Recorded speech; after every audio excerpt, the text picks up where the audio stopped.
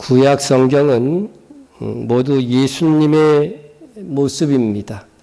이것은 예수님께서 친히 증거하셨습니다. 너희가 성경에서 영생을 얻는 줄 생각하고 성경을 연구하거니와 이 성경이 곧 내게 대하여 증언하는 것이니라. 그러나 너희가 영생을 얻기 위하여 내게 오기를 원하지 아니하는도다. 성경은 영생을 얻는 길을 기록한 책입니다. 여기까지는 잘 알고 그렇게 하고 있었습니다. 그런데 구약 성경이 제시하는 영생을 얻는 방법은 결국 유일하신 예수 그리스도밖에 없다는 것이었습니다. 그런데 구약 성경이 지시하시는 그 예수님께서 그들의 땅에 오셨는데도 불구하고 믿지 않은 것입니다. 그러니 모세가 기록한 특히 모세오경, 창세기, 출애굽기, 레위기, 민수기, 신명기도 믿지 않는 것과 똑같다 주님께서 말씀하십니다. 모세를 믿었더라면 또 나를 믿었으리니 이는 그가 내게 대하여 기록하였습니다. 분명히 모세는 나와 같은 선지자를 일으킬 것이라고 예언을 했고 자기가 행한 모든 행적들이 바로 그리스도께서 행할 행적의 예표가 되거늘 너희는 모세를 믿지 않기 때문에 나도 안 믿는 것이다. 그렇게 말씀하신 것입니다. 자, 그러하다면 이스라엘 백성에게 하나님께서 레위기 23장에서 지시하신 반드시 그리고 영원히 지키라는 절기도 결국은 그리스도께서 우리에게 영생을 주시기 위한 기록인 것입니다. 아무도 이것을 부정할 수가 없습니다. 모세오경뿐 아니라 예수님께서는 가려진 수건을 벗고 구약 성경을 보면 모두가 나에 대한 기록임을 알게 될 것이라고 말씀하셨습니다. 이스라엘의 출애굽의 모든 사건들과 율법의 모든 의식과 절기는 다 예수 그리스도에 대하여 말씀하신 것입니다. 유대교에서는 하나님을 믿는다고 하면서도 예수 그리스도를 믿지 않고 있기 때문에 그들은 수건에 가려진 채로 영적 수건을 말하는 겁니다. 수건에 가려진 채로 구약 성경을 읽고 있는 것입니다. 그러니 읽어도 그 의미가 무엇을 가리키는 것인지 잘 모를 수밖에 없는 거예요. 그러면 그 수건이 어떻게 해야 벗겨질 것인가? 우리가 이 같은 소망이 있으므로 담대히 말하니 우리는 모세가 이스라엘 자손들에게 장차 없어질 것에 결국을 주목하지 못하게 하려고 수건을 그 얼굴에 쓴 것 같이 아니하노라. 여러분, 이 말씀의 배경은 출애굽기 34장 29절에서 35절에 나와 있는데 모세가 시내산에서 두 돌판의 십계명을 받아 내려왔는데 그 얼굴에서 광채가 쫙 났습니다. 네? 제 얼굴에서 광채가 나면 여러분 어떻게 생각하시겠습니까? 네? 다음 주에 한 명씩 다 데리고 올 것 같아요. 네? 모세가 광채가 났어요. 네? 여러분, 하나님의 종은 이러해야 합니다. 모세는 그 얼굴을 어떻게 했어요? 주목하지 못하게 하려고 수건으로 가렸다. 오늘 많은 목사들이 자기를 주목하게 하려고 더 난리를 핍니다. 네? 하나님의 말씀에만 집중하게 하도록 하기 위하여 자기를 죽일 줄 알아야 됩니다. 그래서 아주 목사도 못생긴 게 성경적인 겁니다. 자기를 주목하지 못하게 하는 거죠. 제가 그래서 알아서 이렇게 태어났습니다. 그런데 신약 성경에서 모세가 그의 얼굴을 이스라엘 자손들 앞에서 장차 주목할 것을 주목하지 못하게 하려고 가린 것이었다 하는 해석을 덧붙이고 있습니다. 여러분, 이는 모세에 의해서 주어진 율법은 영원한 빛이 아니라고 하는 것입니다. 완전한 복음에 비하면 율법은 가려진 빛이라고 하는 것입니다. 정말로 주목해야 하는 분은 세상의 빛으로 오신 예수 그리스도이십니다. 예수 그리스도를 구세주로 놓고 보면 구약 성경을 볼 때 그동안 가려졌던 것이 환히 보이기 시작한다고 하는 것입니다. 이제 우리는 모세가 수건을 쓴 것처럼 구약 성경을 읽지 말라고 바울이 분명히 말하고 있습니다. 예수 그리스도에 의한 복음의 빛에 의해서 구약 성경을 읽어야 합니다. 그러면 구약 성경이 진실로 오실 예수 그리스도에 대하여 말씀하시는 책이요 영생의 기림을 알게 될 것이라고 하는 것입니다. 그런데 예수 그리스도가 오셨음에도 불구하고 여전히 구약 성경을 읽을 때에 가려진 채 읽는 사람들이 있다고 하는 것입니다. 그러나 그들의 마음이 완고하여 오늘까지도 구약을 읽을 때에 그 수건이 벗겨지지 아니하고 있으니 그 수건은 그리스도 안에서 없어질 것이라. 오늘까지 모세의 글을 읽을 때에 수건이 그 마음을 덮었도다. 그러나 언제든지 주께로 돌아가면 그 수건이 벗겨지리라. 여러분, 유대인 중에 많은 사람들이 모세오경 창세기부터 신명기까지 다 애워요. 놀랍죠? 우린 주변에 그거 애우는 사람 한 번도 본 적이 없어요. 어렸을 때부터 그렇게 해가지고 애우는 사람들이 꽤 됩니다. 그 긴 내용들을요. 그런데 수건이 그죠? 얹혀진 채로 읽었다고 하는 것입니다. 예? 그러면 어떻게 해야 이 가려진 영적인 눈을 떠서 수건이 벗겨질 수 있을까? 예? 그렇게 예수님을 믿고 구약 성경을 수건이 벗겨진 얼굴로 보면 무엇이 보이느냐? 이렇게 말씀하고 있습니다. 우리가 다 수건을 벗은 얼굴로 거울을 보는 것 같이 무엇을 봐요? 주의 영광을 보네요. 여러분, 예수 그리스도를 통해서 구약 성경을 보면 거기에 뭐가 보여요? 주님의 영광이 보인다는 거죠. 예? 어떤 영광이 보이느냐? 그와 같은 형상으로 변화하여 영광에서 영광에 이르니 곧 주의 영으로 말미암음이니라. 수건이 벗겨진 상태로 성경을 보면 주의 영광이 목표가 된다고 하는 것입니다. 주님의 영광이 나의 목표예요. 예? 무슨 뜻입니까 이게? 예수 그리스도를 일단 믿은 사람들은요, 주님의 영광이 목표가 된다는 이 말은 뭐냐면요, 하늘 상급을 목표로 살아가게 된다는 거예요. 나는 구원 얻을 것으로 만족해, 그냥 천국 꼴인하는 걸로 나는 만족해, 하여튼 꼴찌라도 들어가면 좋아, 그렇게 생각하시는 분 있으면 손 들어보세요. 영광은 그거 가지, 청소부라도 하면 천국만 들어가면 좋아, 그러는 분들은 예수 안 믿는 사람일 가능성이 많습니다. 우리 안에 성령이 들어오셔서 주의 영광에 대한 열정과 뜨거움을 불어넣어 주시는 겁니다. 예? 그래서 여기서 보면 그와 같은 형상으로 영광에서 영광에 이르니 그랬습니다. 여러분, 영광에서 영광에 이르니, 성경은 믿음에서 믿음에 이르니, 그 말은 뭐냐면요, 주의 영광은 지금 예수를 믿음으로써 우리가 얻어지는 거예요. 그래서 하나하나 충성해 가면서 계속해서 얻어지고 쟁취하는 거예요. 믿음도 어떻다는 거예요. 구원 얻을 만한 믿음에서 시작해서 어떻게 돼요? 더 큰 믿음으로 나아가야 된다 하는 말로 로마서에서는 믿음에서 믿음에 이른다는 말이 있는 거고, 영광에서 영광에 이른다는 말이 있는 것입니다. 이 모든 과정은 누가 역사하셔요? 성령께서 역사하셔서 도울 것이라고 곧 주의 영으로 말미암음이라 말씀하고 있습니다. 그래서 우리가 정말 하늘의 영광을 쟁취하고 노력하면 성령께서도 도와주신다는 것입니다. 이처럼 예수님을 믿을 때에 우리는 주의 영 곧 성령께서 수건을 벗겨 성경을 볼 수 있는 눈을 열어주십니다. 그런데 성령께서 성도 안에 계심으로 구약 성경의 모든 것이 예수 그리스도에 관한 것임을 설명하고 설교하는 사람이 적어서 깨닫지 못하고 있는 성도들이 다분히 있다고 하는 것입니다. 우리 교회는 이미 깨달아 다 알고 계시는 분이 대다수이지만 여러분이 말씀을 들을 때 속죄일은 예수님이 어떤 사역을 예표하였고 또 예수님께서 어느 시점에 속죄일의 예언을 성취하실 것인가를 살펴보기를 원합니다. 절기의 뜻이 무엇이라고 그랬어요? 영어로 하면 리허설이라고 그랬죠. 리허설. 이 절기에는 앞으로 예수님께서 행하실 일들을 미리 어떻게 돼요? 리허설 해보라는 거죠. 그래서 그것이 역사 속에서 이루어지고 가는 것을 점검해야 되는 거죠. 그래서 우리는 이미 예수님께서 이루신 일들이 있어요. 그것은 정말 이루어졌나 살펴보고 기념하고, 안 이루어진 일은 어떻게 해요?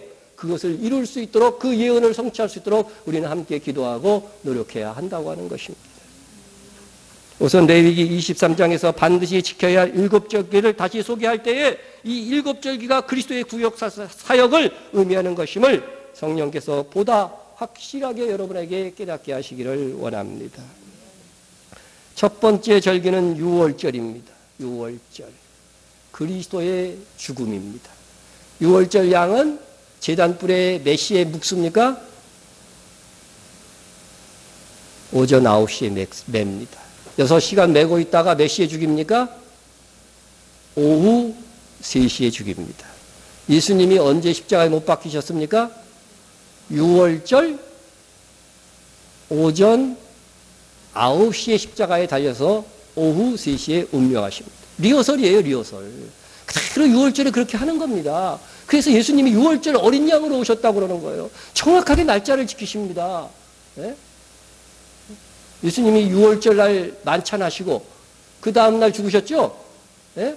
그럼 그 다음날인데 이렇게 생각하시면 안 됩니다. 이스라엘 날짜는 어떻게 돼요? 저녁부터 저녁까지예요. 다 한날에 이루어진 일입니다. 네? 두 번째 절기는 무교절입니다. 그리스도께서 무덤에 들어가십니다. 네? 예수님께서 이제 오후 3시에 돌아가시고 보통 6시에 해지는 걸로 봐요. 그래서 저녁부터 6시인데 3시간 동안 뭐가 있었어? 예수님에 대한 장사 지냄이 있었죠. 그리고 정확하게 무교절 그 시간에 그리스도께서 무덤에 들어가시는 것입니다. 그리고 세 번째 절기는 무엇입니까? 초실절입니다. 첫 열매를 드리는 절기였습니다. 예? 첫 열매를 그들은 그 보리에 대한 첫 열매를 드리면서 그 한 단을 갖고 와서 그 중에서도 하나를 딱 드리죠. 한 개를 드리는 거예요, 마지막에. 그래서 이 초실절은 첫 열매를 드리는 절기인데 예수 그리스도께서 부활의 첫 열매. 우리도 부활할 것이지만 예수 그리스도께서 부활의 첫 열매가 되실 것을. 그래서 날짜도 어떻게 돼요? 안식일 다음 날, 주일입니다. 우리가 주일을 지키는 게 다 여기에 근거하고 있는 거죠. 네? 그래서 항상 초실절은 주일입니다. 그래서 그리스도의 부활을 기념하는 절기입니다. 네 번째 절기는 뭘까요? 오순절입니다. 오순절. 그리스도와 성령의 교대입니다. 예수께서 이 땅에서 이제 승천하시고 누가 강림하셨어요? 이제 제자들을 보고 기다리라고 그랬죠. 아버지께서 약속하신 것을 기다리라고 했는데 무엇이 오신 거예요? 성령께서 강림하셔서 그때부터 예수 그리스도를 믿는 자들의 마음속에는 성령께서 내주하시는 역사가 일어나시고 한 번 구원은 영원한 구원으로 지킬 수 있는 성령의 능력의 역사가 진행되게 된 것입니다. 이때부터 뭐를 먹어요? 유교병을 드리겠죠. 떡 2개를 드리는데 이거는 그때까지는 누룩이 안 들어간 누룩이 들어간 두덩이. 그래서 이스라엘과 이방인들이 이제는 이 누룩의 의미는 좋은 의미와 나쁜 의미가 있는데 이 누룩은 어떻게 돼요? 이제 번성하여서 전 세계로 복음이 전파될 것이다 하는 것을 상징했습니다. 그래서 오순절은 오늘날 많이 성령 강림절로 지킵니다. 근데 슬프게도 우리나라에서는 성령 강림절하고 맥추감사절이 오순절이잖아요. 다른 날로 지킨다고 하는 거예요. 다른 날로. 이게 참 슬픈 일이죠. 우리는 그냥 성령 강림절로 지켜야 됩니다. 농사 때문에 그런 것 같은데 우리가 또 부활절 앞에서 얘기했던 이 초실절도요. 초실절도 뭘 기준으로 해서 날짜를 정해야 돼요? 6월절을 기준으로 해서 6월절 이후에 첫 번째 주일 안식일 다음 날 주일에 지키면 정확합니다. 어려울 게 하나 없어요. 6월절 3일 후에 부활하셨으니까 그렇게 날짜를 정하면 되는 거죠. 그런데 지금 어떻게 정하고 있어요? 춘분 후에 보름 만월 이후에 첫 번째 주일. 뭐 이렇게 어렵습니까? 이게 어디서 온 거예요? 바벨론 종교, 로마 종교에서 온 거예요. 이게 세미라미스의 부활날을 정하는 그 기준으로 예수님의 부활절 날을 정하고 있는 이 정말 우리 교회에서 이거 빨리 다들 고쳐야 되는데 그런데 희한하게도 날짜가 비슷해요. 그러나 정확지는 않습니다. 그래서 우리가 정확하게 예수님이 6월절에 돌아가신 거는 성경에 나와 있으니까 그 6월절 날짜를 기준으로 해서 정해야 되는 것이죠. 우리는 그렇게 하고 있어요? 안 하고 있어요? 하고 있습니다. 그 다음에 5번째 절기가 자 오순절까지는 다 이루어진 사건이에요. 그죠? 예수 그리스도의 구속사역으로 다 이루어진 사건이고 이제는 이루어지지 않은 사건입니다. 그 다음 절기부터는 그 다음에 5번째 절기가 나팔절. 우리가 지난주에 지혜냈습니다. 나팔. 그것은 마지막 나팔 불 때 주님이 오신다고 성경에 돼 있어요? 안 돼 있어요? 돼 있고 우리가 호련히 변화한다고 분명히 되어 있습니다. 큰 나팔 소리, 하나님의 나팔 소리 이거 다 나팔을 이야기하는 것입니다. 그래서 그리스도께서 천사장의 소리와 큰 나팔 소리, 마지막 나팔 소리에 공중 강림하실 것인데 그때의 성도들은 어떻게 해요? 죽은 성도들은 부활하고 땅에 있는 성도들은 호련히 변화하여 그래요? 다 함께 이 성도들이 다 함께 휴거합니다. 그러니까 모든 성도들이 이때 다 휴거하는 거예요. 휴거하는 것입니다. 자, 그다음에 오늘 우리가 지키는 속죄절이라고 했는데 속죄일 하는 게 맞습니다. 속죄일. 이것은 그리스도의 지상재림. 그리스도의 지상재림이 장막절이라고 말하는 분들도 물론 있어요. 그러나 저는 그리스도의 지상재림으로 봅니다. 이때에 그 예수님이 오시는 장면을 보고서 이스라엘의 민족적 회개로 속죄 사역이 끝나는 겁니다. 그래서 속죄 사역이 완성되는 날이에요. 우리에게도 우리에게는 언제 완성되느냐? 그것에 대해서는 우리가 추가로 설교 시간에 이어지는 설교에서 말씀을 드리겠습니다. 어쨌든 속죄절은 이스라엘이 민족적 회개로 애통하며 애곡하는 날이다 하는 것입니다. 자, 마지막 7절기 초막절, 장막절이라고도 하는 이 초막절은 그리스도의 나라 천년 왕국에 우리가 들어가는 것입니다. 세상 나라가 주의 나라가 되어. 그렇게 돼 있죠, 그죠? 성경에 보면 주의 나라가 되는 그것을 얘기하는 것입니다. 그래서 우리가 천년 동안 예수님께서 이 땅에서 진짜로 왕이 되어서 예루살렘에서 다스리는 것입니다. 다윗의 시온의 보좌에서 그대로 다스리시는 것이죠. 그래서 천년 동안 왕노릇 하신 이후에 뭐가 와요? 영원한 하나님의 나라, 새하늘과 새 땅의 시대가 열리게 되는 것입니다. 그래서 나팔절에 천년왕국의 카운트는 시작되지만 선포는 천년왕국의 실제적인 것은 초막절에 시작되는 것이고 그래서 초막절은 며칠 동안 8일 동안 즐거워하는 것입니다. 그래서 여러분 우리가 신년 새해도 마찬가지입니다. 6월절도 1월 14일 날 6월절 양이 예수님이 못 박혀 돌아가시고 그 다음에 15일부터 새로운 새해가 시작되는 거잖아요. 그래서 1월 달도 마찬가지고 7월 달도 마찬가지고 우리에게 다 항상 1일 날 실제로 시작되지만 15일 날 선포가 돼요. 15일 날. 그래서 그것을 여러분이 상식적으로 아시고 또 다음 주일은 초막절이 시작되어지고 8일간 시작되는 절기다. 이렇게 생각하시면 되겠습니다. 자.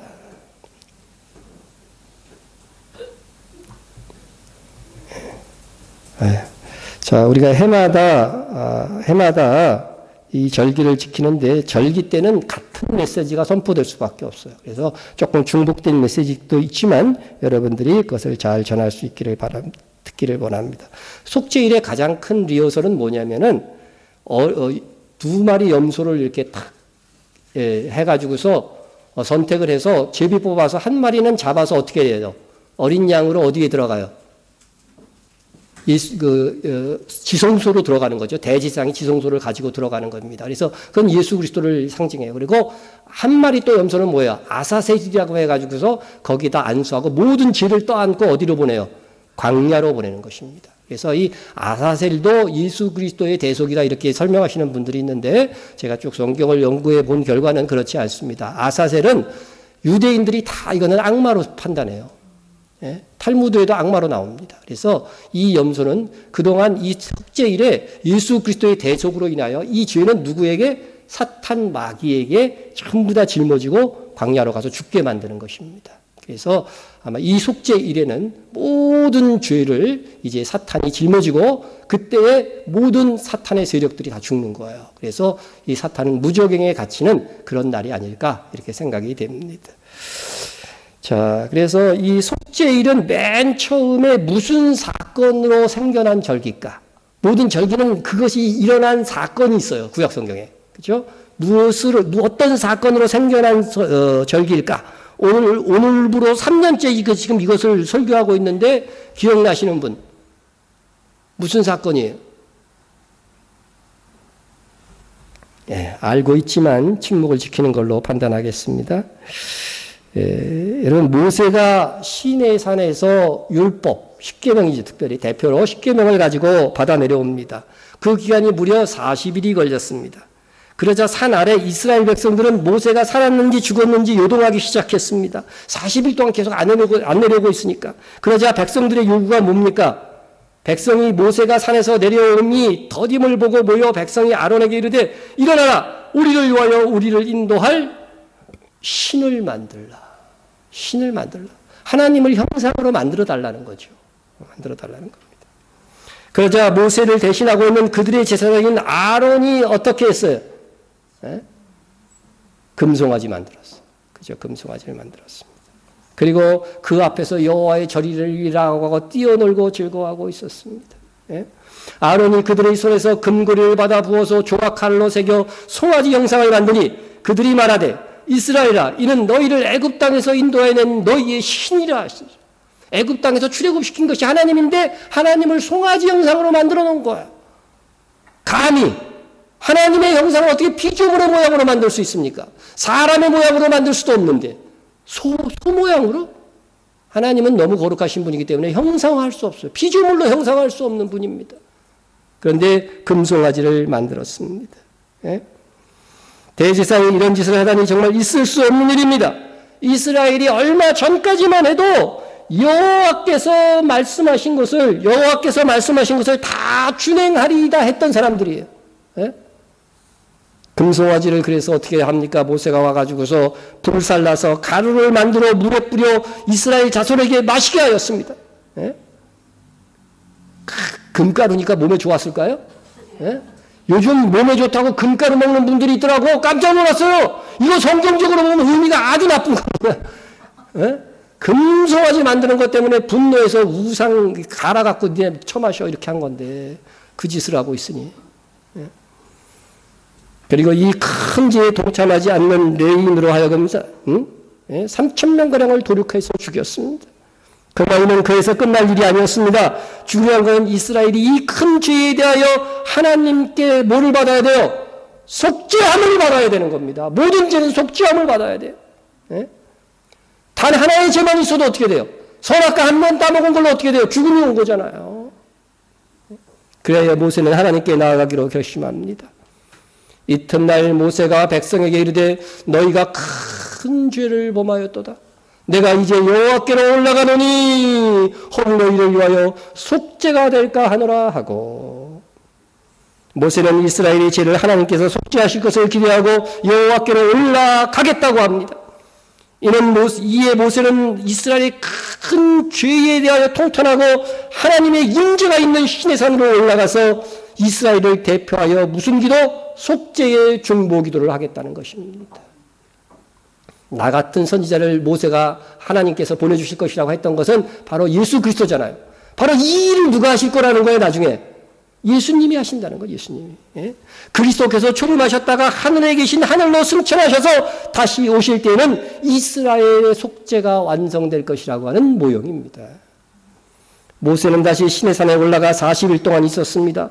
그동안 산하에 있는 이스라엘 자손들은 하나님께 40일간 회개의 기도를 드렸습니다. 그때부터 40일 기도가 전통이 되는 거죠.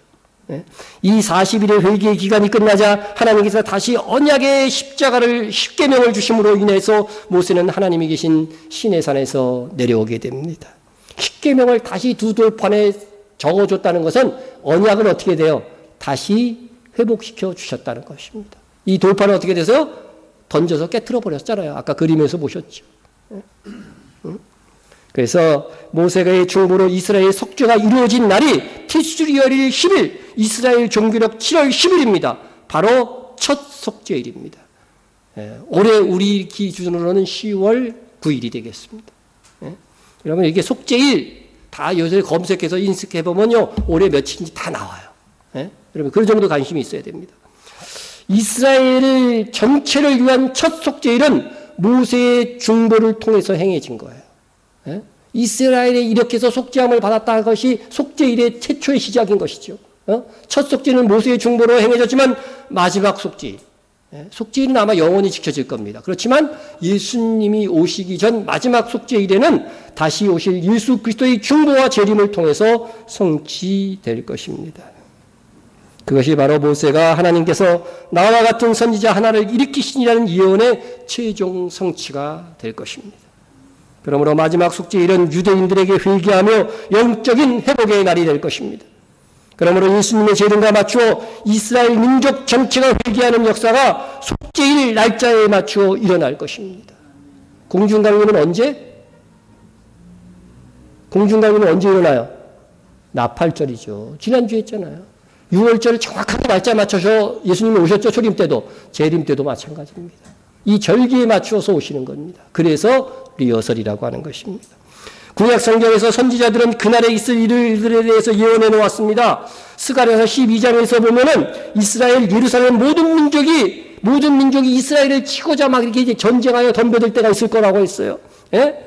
예? 그것이 스가랴서 12장 1절에서 3절의 말씀입니다. 그런데 이스라엘이 절대 절망의 위기에 처할 때에 예루살렘에서 민족적인 대회개 운동이 일어날 것이라고 합니다. 그런데 그것은 예루살렘에 있는 이스라엘 자손의 자발적인 회개가 아니라 하나님께서 그들에게 애통의 마음을 주실 것이다. 회개도 함부로 할 수가 없어요. 죄에 대해서 슬퍼하는 마음이 안 생기면 못하는 거죠. 정말 자기의 죄를 깨닫고 슬퍼하는 애통의 마음이 생겨날 것인데 그 애통, 회개의 마음도 누가 주신다? 하나님께서 주실 것이다. 여러분 죄에 대해서 별로 슬픔이 없어. 그럼 어떻게 기도해야 돼요? 하나님 나에게 회개의 영을 주옵소서 기도해야 됩니다. 예?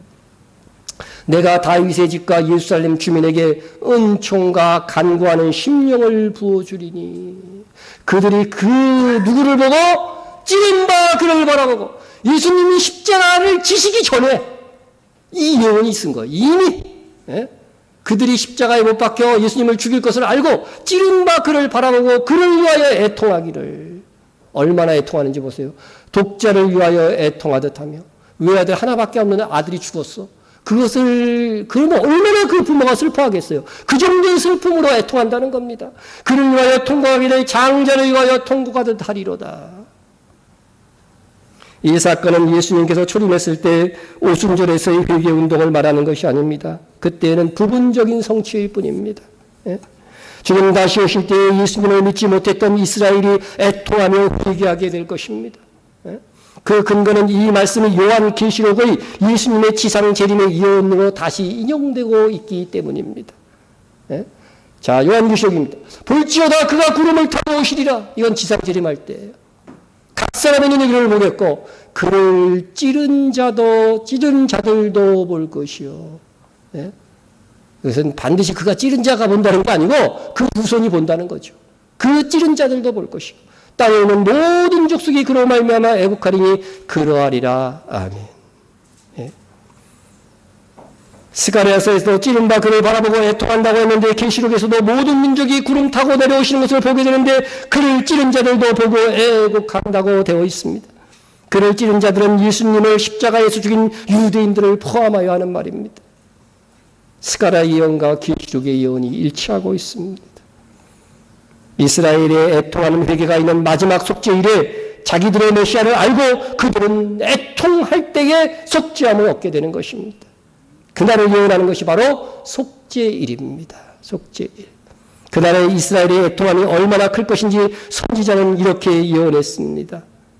그날에 예루살렘에 큰 애통이 있으리니 무기또 골짜기 하다드림몬에 있었던 애통과 같을 것이라. 무기또 골짜기 하다드림몬에서는 누가 죽었냐면요, 요시야 임금이 죽었습니다. 제가 성경을 보면은요, 유다 임금 중에 가장 하나님을 충실하게 섬겼던 왕이 요시야 왕 같아요. 예? 다윗을 하나님이 위대하게 하셨지만은, 하여튼 기록된 걸로 봐서는 요시야가 훨씬 더 계획적인 왕이었고, 하나님 중심에 사는 왕이었습니다. 이 왕이 무기또에서 애굽 왕에게 죽습니다. 그래야 전 국민이 애통하는 거죠. 예? 그와 같이 전 국민이, 이스라엘이 전 국민이 국가적으로, 민족적으로 애통하는 그런 애통이 있을 것이라고 하는 것입니다. 예? 그와 같은 큰 애통함이 있을 것인데 예수님의 메시아 되심을 알지 못한 것 때문에 그들이 그렇게 마지막 속죄일은 애통하게 될 것이라고 합니다. 선지자는 그날의 애통이 개인적인 것이 아니라 국가적인 전민족의 애통이 될 것이라고 했습니다. 온 땅 각 족속이 따로 애통하되, 여기서 온 땅은 이스라엘을 말합니다. 다윗의 족속이 따로 하고 그들의 아내들이 따로 하며, 나단의 족속이 따로 하고 그들의 아내들이 따로 하며, 레위 족속이 따로 하고 그들의 아내들이 따로 하고, 시므이 족속이 따로 하고 그들의 아내들이 따로 하며, 모든 남은 족속도 각기 따로 하고 그들의 아내들이 따로 하리라. 스가랴서 13장에서도 12장에 있어서도 이 통곡 끝에 이스라엘의 속죄가 이루어질 것을 말씀하고 있습니다. 이 12장이 여기서 끝나는데 13장 바로 시작되면서 그날에 죄와 더러움을 씻는 셈이 다윗의 족속과 예루살렘 주민을 위하여 열리리라. 예, 죄와 더러움을 씻는 셈, 그것이 바로 속죄입니다. 속죄. 예. 우리가 지키는 속죄일은 주님이 이 땅에 재림하시는 그날에 이스라엘에 있을 일입니다. 그때는 모든 예수님의 속죄 사역이 끝나고 완성되는 날입니다. 그 이후로는 더 이상 속죄 사역이 없습니다. 여기서 속죄받는 이스라엘 자손은 이스라엘 예수님의 재림 시에 이제 감람산을 거쳐서 예루살렘으로 입성하실 때에 예언하신 대로 예수님은 주의 이름으로 오시는 이유하며 찬양할 사람들인 것입니다. 그래서 이 사람들이요 휴거되지 않고 남겨놓은 사람들인 거예요. 여러분 제가 말씀을 자주 드렸지만 예수님의 초림 때 있었던 사건이 재림 시에도 있을 것이라고 했죠.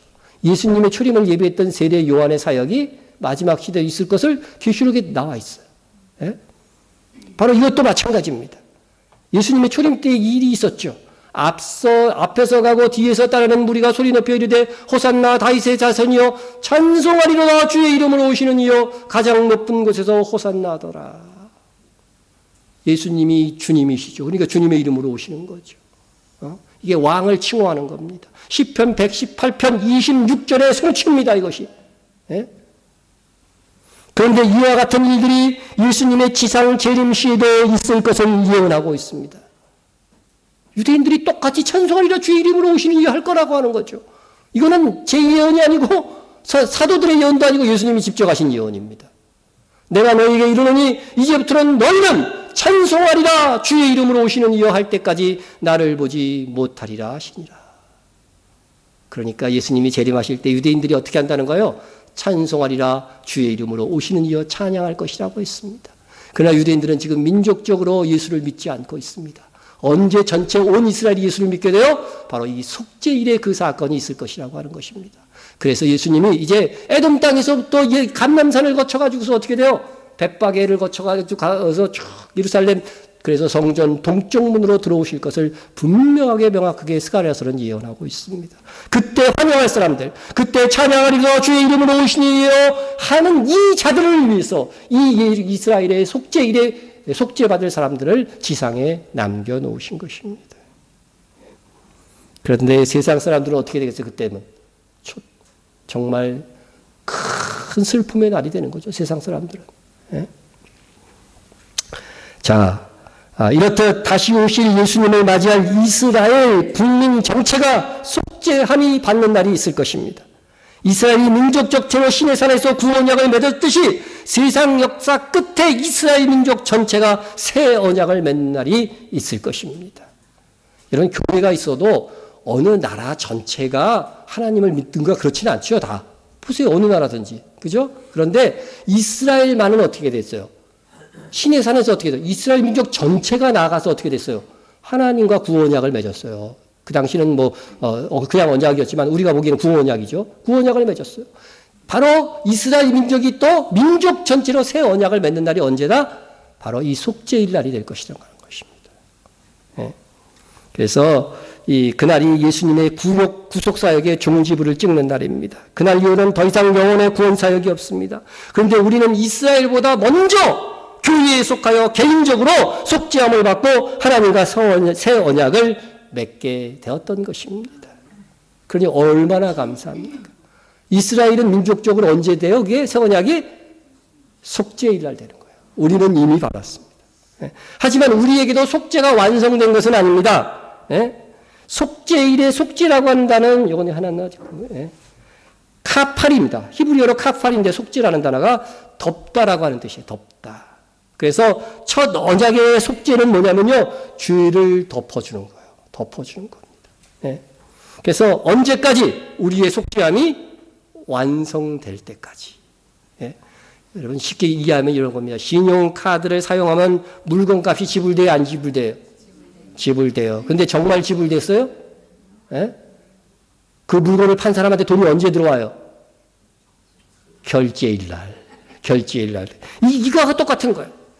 첫 언약의 속죄는 죄를 덮어놓는 것입니다. 덮어놓는 것입니다. 속죄가 완성될 것이 완성될 것을 확정하였을 뿐, 보증할 뿐, 실제 속죄가 이루어진 것은 아니라는 것입니다. 그래서 사도 바울이 이것을 분명히 말합니다. 우리가 곧 성령의 처음 익은 열매를 받은 우리까지도 성령의 내주를 통해서 예수를 믿게 된 첫 세대가 이 바울이 있는 초대교회 세대들이잖아요. 그래서 성령의 처음 열매를 받은 우리까지도 속으로 탄식하며 양자될 것. 이것이 뭐예요? 곧 우리 몸의 속량을 기다리니라. 속량과 속죄가 같은 의미입니다. 예? 우리 몸의 속량을 기다리는 거죠. 여러분 예수 믿었는데 여러분 몸은 어때요? 여전히 질성으로 가득 찼죠. 아주 지겹죠. 그죠? 예? 또 늙기도 하죠. 병들기도 하죠. 예? 몸의 속량이 된 게 아닙니다. 예? 몸의 속량은 기다리는 거예요. 영적으로는 여러분은 어떻게 됐어요? 구원이 확정이 된 것입니다. 확보되었습니다. 그러나 여러분의 몸속에 여전히 질성이 남아있는 겁니다. 이 질성까지 사라지는 완전한 부활체를 얻을 날, 몸의 속량이 이루어지는 그날을 우리는 기다리는 것입니다. 우리는 언제 그날이 되느냐? 예수님께서 이 땅에 공중강림하시는 나팔절에 그날이 우리의 완전 속죄가 이루어지는 것입니다. 그래서 계시록 14장에 보면 하늘에 있는 14만 4천이 나오는데 그들이 몸의 속죄 곧 몸의 속량까지 완성받은 완전한 부활체를 가진 진인 존재들인 것입니다. 보라 내가 너희에게 비밀을 말하노니 우리가 다 잠잘 것이 아니요 마지막 나팔순간에 홀연히 다 변화하리니 이때 어떻게 돼요? 우리의 몸이 완전히 속죄받는 것이요. 나팔절에. 14만 4천 이야기입니다. 14만 4천 이 사람들은 14만 4천은 사람들 가운데 속량을 받아 몸의 속량까지 완성된 거죠. 처음 익은 열매로 하나님과 어린 양에게 속한 자들이니. 그래서 여러분 몸의 속량도요 가장 먼저 받는 14만 4천이 있는 거예요. 그 다음에 휴거되는 사람들이 있는 것이죠. 자, 이와 같이 우리에게는 나팔절 달 우리의 속량이 이루어지는데 이제 지상에 있는 이스라엘은 어떻게 돼요? 언제? 바로 이 속죄일에 그들의 속죄함이 이루어지는 것입니다. 그래서 원래 나팔절은 나팔을 불면서 새해가 천년왕국의 새해가 시작된다는 거죠. 그래서 이스라엘은 지난주 그죠 나팔절 날이 뭐예요? 새해라고 그랬죠. 이스라엘은 지금 새해 됐다고 막 축하하고 그러고 지내요. 예? 그래서 그 새해는 그게 리허설인 겁니다. 아 이때부터 천년왕국이 시작되는구나 이렇게 새해로 맞이하는 것입니다. 그런데 이스라엘만은 어때요? 속죄일날 속죄가 되니까 이때부터 실질적인 새해가 되는 거죠. 예? 그래서 이스라엘에게는 이 나팔을 언제 불라고 그러면 속죄일날 불라고 되어 있어요. 보십시다. 일곱째 달 열흘날은 속죄일이니 너희는 뿔나팔 소리를 내되 전국에서 뿔나팔을 크게 불지며 너희는 50년째를 거룩하게 하여 그 땅에 있는 모든 주민을 위하여 자유를 공포하라. 이 해는 너희에게 희년이니. 희년은 회복되는 날이잖아요. 모든 것이 회복되는 날. 예? 진정한 희년은 천년 왕국입니다. 그런데 이스라엘은 속죄일날 그것을 불어서 선포하라고 하는 것입니다. 그날은 하나님께서 1년 중 개인이 아닌 모든 하나님의 백성이 금식하는 날로 정했습니다. 우리 이스라엘의 이 마지막 속죄와 더불어 우리의 속죄가 완성된 것을 그때 다 기억하는 거예요. 그래서 금식하는 날로 정했습니다. 이날에 스스로 괴롭게 하지 아니하는 자는 그 백성 중에서 끊어질 것이라. 하나님께서 그날의 금식을 얼마나 중요하게 여기셨는지 이때 금식하지 않으면 그 백성 중에서 끊어버리라. 이렇게까지 말씀하셨습니다. 여러분 10월 9일입니다. 하필이면 무슨 날? 쉬는 날이에요. 금식하기 더 힘듭니다. 하지만 우리가 하나님의 뜻을 받들어서 금식하는 것입니다. 우리의 이 죄를 생각하면서 그리고 우리의 죄를 속죄하기 위해서 죽으신 주님의 십자가를 생각하면서 또 이스라엘의 그 슬픔에 함께 동참한다는 마음으로 그렇게 하는 것입니다.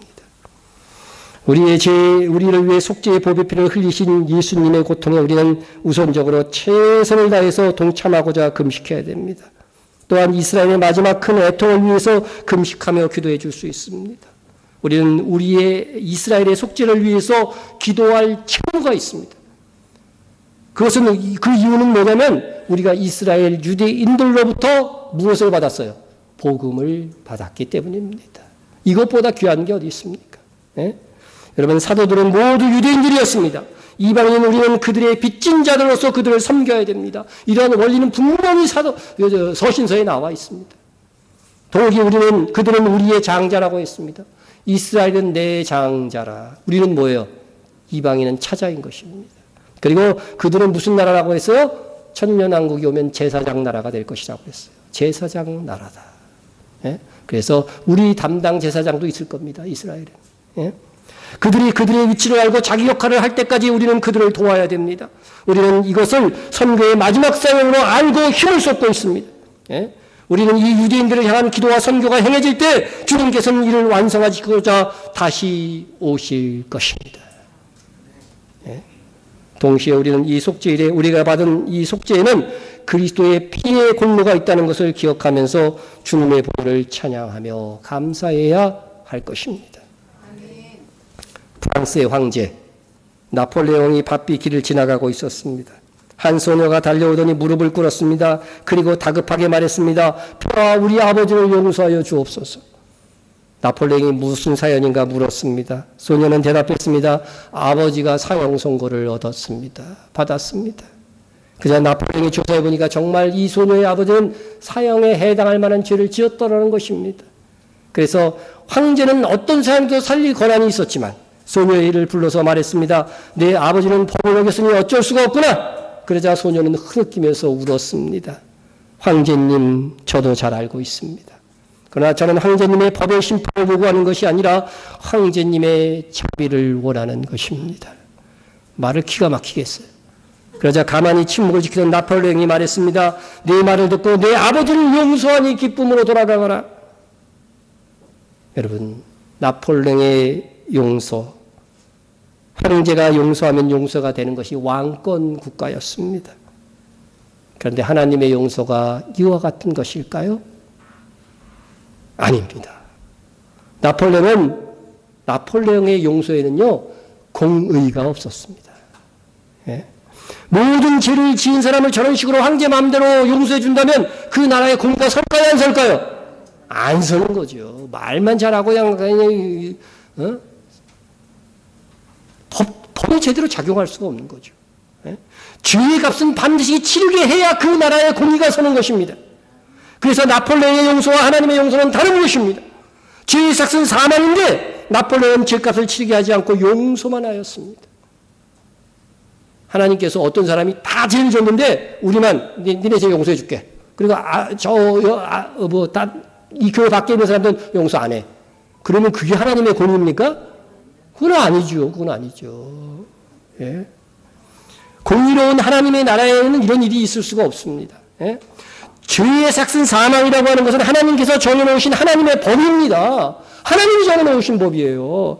그러나 하나님은 죄의 삭은 사망이라는 공의를 지키고 우리를 용서하시고자 아들을 보여 우리 대신 그에게 사망의 십자가를 지시게 하신 것입니다. 하나님의 용서는 그래서 우리의 죄값을 치른 공의의 완벽한 용서인 것입니다. 예? 우리는 그냥 공짜로 용서받은 것이 아니라 예수 그리스도께서 우리의 죄값을 대신 치르게 하시고 용서받은 것입니다. 예? 그래서 십자가는 사랑이다 이렇게만 하지 마시고 십자가는 공의와 사랑이 균형되게 있는 것입니다. 예? 이 세상 어느 종교에서 어느 신이 자기들이 믿는 사람들에게 군림하고 섬김을 받으려고 하지 예수님처럼 그 백성들을 위해서 죽기까지 할 수 있단 말입니까? 이건 세상 어느 종교에서도 가지고 있지 않는 공의와 사랑입니다. 우리는 속죄 예배를 드리며 우리의 속죄를 위해 주신 그분의 그 아름다움을 기억하면서 그 이름을 찬양합시다. 우리 통성으로 기도하겠습니다. 우리의 속죄를 이루신 아들 예수님과 하나님께 감사와 찬양을, 그리고 다시 오셔서 주님 우리의 속죄를 완성하사 왕중왕이 되옵소서 기도하시고요. 이스라엘 민족의 속죄를 통한 영적 회복을 이루소서. 네? 우리가 기도해 주어야 됩니다. 성경에 아직 안 이루어진 예언은요, 우리의 기도를 통해서 성취되는 것입니다. 기도해 주십시다. 선교사들을 위해서 기도해 주시고, 나라를 위해서 기도해 주시고, 북한 및 박해받는 세계 성도들을 위해서 기도해 주시고, 우리 교회의 부흥과 부족한 목회자와 또 성도한 충분을 위해서 기도합니다. 우리 동성으로 기도하겠습니다. 사랑의 하나님 아버지 감사합니다. 주께서 함께하여 주시고 역사하여 주시기를 간절히 빌고 원합니다. 주께서 역사하여 주셔서 우리의 속죄를 이루신 하나님의 아들 예수님과 하나님께 감사를 드립니다. 그 아들을 보내주신 하나님을 찬양합니다. 우리를 위해서 희생의 십자가를 지신 예수님을 찬양합니다. 다시 오셔서 주님 우리의 속죄를 완성하사 왕중왕이 되옵소서. 천년 왕국에서 주와 함께 왕노릇하게 되기를 소원합니다. 이스라엘 민족의 속죄를 통한 영적 회복을 이루소서. 그들이 예수 그리스도를 알기를 원합니다. 지금부터 그들이 예수 그리스도를 알아가기를 원합니다. 아버지 하나님, 주님 다시 오시는 그날에 아버지 이스라엘 민족의 속죄가 성취되기를 원합니다. 주여 역사하시고 인도하여 주시기를 간절히 빌곤합니다. 우리 선교사들을 위해서 기도합니다. 하나님 함께하여 주시옵소서. 아버지 하나님의 각지의 선교사들, 아버지 하나님의 주기철학에서 김영주 임수목 선교사, 김명철 정복기 선교사, 정복상 목사님, 임복이 공금수 선교사, 임수영 선교영 선교사, 김근건 이효순 선교사와 또한 이스라엘 5교회 아버지 아름다운 아버지 선교 지역마다 아름다운 선교사들 능력과 힘을 발휘하여서 하나님의 사역들을 감당케 하여 주옵시고 이 나라의 민족을 지켜주시고 평화의 민족이 되기도 하시고 주께서 도우시는 민족 되어줄 수 있도록 주여 함께하여 주시기를 간절히 빌곤합니다. 북한을 받게 세계 성도들을 위해서 기도합니다. 그들이 끝까지 믿음을 지키고 견고히 믿음을 지키고 진리 안에서 살 수 있도록 도와주시기를 간절히 빌곤합니다. 우리 교회를 사랑하여 주시고 진리 안에서 믿음 안에서 동케 하여 주시고 깨어있는 목회자 되어지게 도와주어 깨어지는 아버지 목사 되어지게 도와주옵소서. 아버지 하나님, 우리 성도간 중보를 위해서 기도합니다. 우리 연약한 성도들 말씀으로 깨어나게 도와주시고 바로 서게 도와주시고 승리의 주의 백성이 될 수 있도록 주여 함께하여 주옵소서. 기도드립니다. 우리의 속죄를 위하여 아들을 보내신 하나님, 그 은혜의 그 사랑을 어찌 잊을 수 있겠습니까? 그러나 우리의 몸의 성장은 이루어지지 않아 아직도 우리의 죄성은 남아있사오니 우리로 성령 충만케 하사 죄의 욕구를 이길 수 있도록 역사하여 주옵소서. 주님 다시 오사 우리의 몸의 성량까지 완성되는, 그래서 우리의 영과 몸이 온전히 구원되는 그 영광의 날을 바라봅니다. 또한 속죄일에 지음하여 우리가 마지막 속죄를 이룰 이스라엘을 위하여 기도하오니 어서 오셔서 그들도 우리와 같이 예수 그리스도를 영접하고 제사장 나라의 역할을 감당할 수 있게 하옵소서. 말씀하시고 예언하셨사오니 이루실 줄로 믿습니다. 우리의 속죄함을 위해 우리 자신을 희생하신 그 사랑과 은혜를 다시 높이고 찬양하며 예수님의 이름으로 기도드립니다. 아멘. 우리 다